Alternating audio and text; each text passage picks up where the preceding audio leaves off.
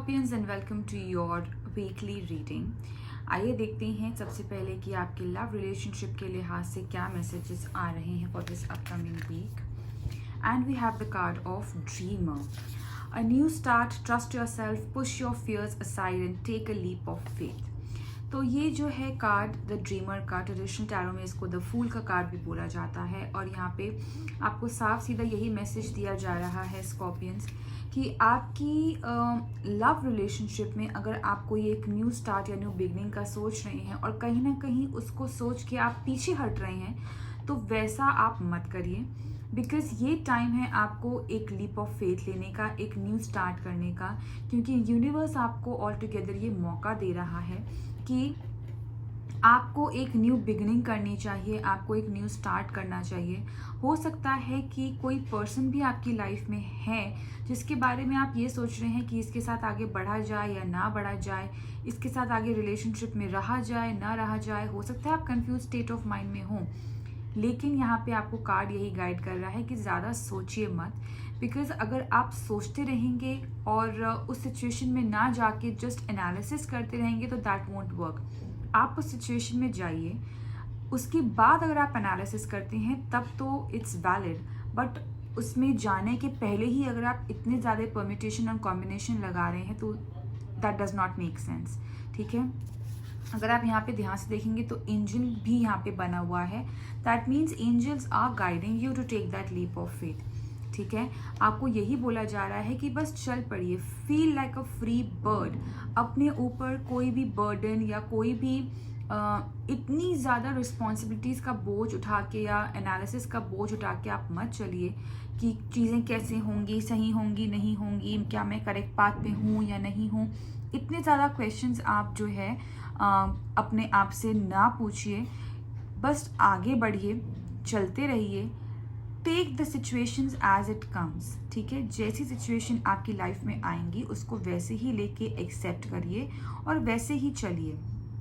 ठीक है, आपको सिर्फ अपने ऊपर और डिवाइन पे भरोसा होना चाहिए। बाकी आप सारी नेगेटिविटीज़ को, सारे डर को जो है आपको साइड में करके you should take that leap of faith and follow your dreams. That's why the dreamer का कार्ड, ड्रीमर नाम इसका इसलिए बोला जा रहा है कि आपका ड्रीम तो है, लेकिन आप फ्यूचर के डर से कहीं ना कहीं सहम गए हो या रुक गए हो, तो वो आपको चीज़ जो है नहीं करनी है।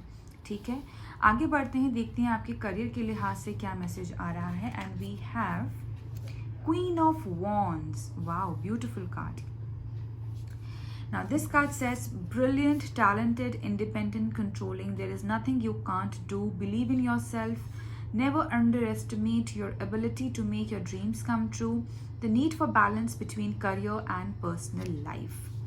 तो यहाँ पे आपको यही चीज़ देखिए, क्वीन ऑफ वॉन्ड्स का जो कार्ड है ना, वो हमेशा बात करता है अपने सेल्फ डेवलपमेंट के ऊपर।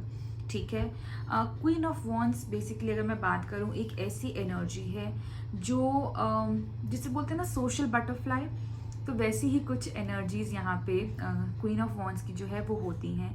क्योंकि ये जो एनर्जी है ये बात करती है कि this person basically wants everyone to see हर।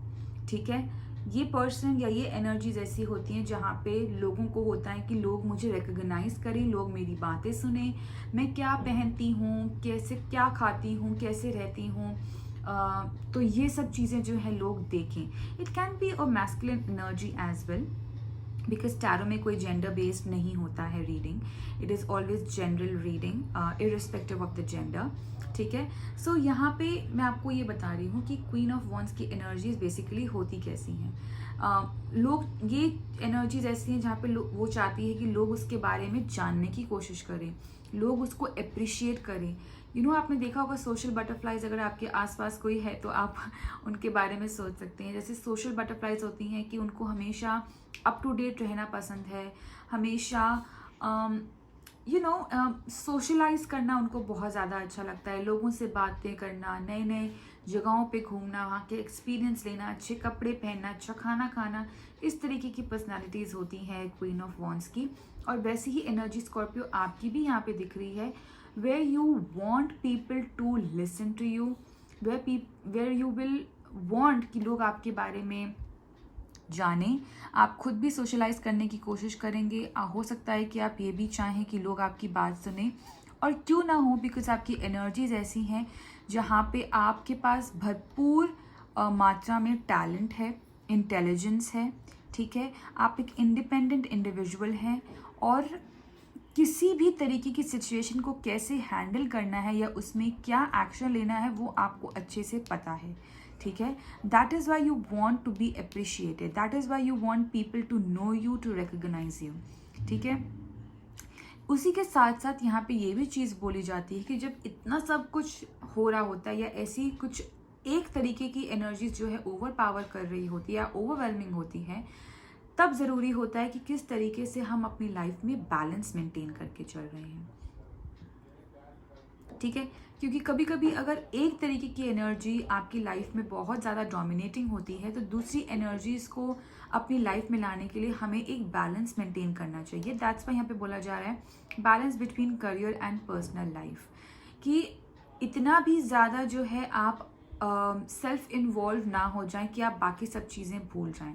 अपने बारे में सोचना, अपनी केयर करना, सेल्फ लव करना बहुत ज़्यादा इम्पॉर्टेंट है, लेकिन उसके साथ साथ जो आपके साथ लोग जुड़े हैं उनके बारे में भी सोचना उतना ही ज़्यादा इम्पॉर्टेंट है जितना आप अपने बारे में सोचते हैं, ठीक है। Being selfless is what is guiding you, ठीक है। अपने बारे में ज़रूर सोचिए, ज़रूर अपने बारे में आप अपना ध्यान रखिए कि आप क्या चाहते हैं, आपके ड्रीम्स क्या हैं, आपके डिज़ायर क्या हैं, आपको लॉन्ग टर्म में क्या करना है, what are your long term goals. ज़रूर सोचिए, लेकिन उन लोगों का भी ध्यान रखिए जो आपके साथ कहीं ना कहीं जुड़े हुए हैं और आपको एज अ मेंटोर या एज अ स्पिरिचुअल बीइंग देखते हैं, ठीक है। आइए देखते हैं गाइडेंस आपके लिए क्या आ रही है। देखिए, गाइडेंस भी आपके लिए बिल्कुल वही आ रही है जो मैंने अभी इतना सब चीज़ें आपको बताई। Balance, spirituality and practicality, full moon in Pisces. तो यहाँ पे भी आपको बैलेंस की ही एनर्जीज बोली जा रही है कि बैलेंस मेंटेन करने की कोशिश करिए। बेसिकली यहाँ पे टेम्परेंस का कार्ड होना चाहिए था। टेम्परेंस की एनर्जी आपको यहाँ पे दी जा रही है कि एक बैलेंस मेंटेन करिए, किसी भी एक पर्टिकुलर एनर्जी को अपने ऊपर हावी ना होने दें या उसको ओवर पावर ना करने दें। Maintain a healthy balance between everything, चाहे वो आपकी पर्सनल या प्रोफेशनल लाइफ हो, स्पिरिचुअलिटी या प्रैक्टिकलिटी हो, आपका घर का काम या आपके बाहर का काम हो, अपने के रिलेटिव्स हों या आपकी अपनी खुद की फैमिली हो, हर एक चीज़ में एक बैलेंस मेंटेन करने की कोशिश करिए। This is what is guided for you in this upcoming week, dear scorpions. All right, and yeah, this is the message for you for this upcoming week, and I really hope that you have a great week ahead. All the very best to you. Subscribe to this channel if you have not done yet. Like this video, comment down below, let me know कि कैसी लगी आपको ये reading और आप इससे कितना resonate हो पाए हैं। Till then, bye bye and take care.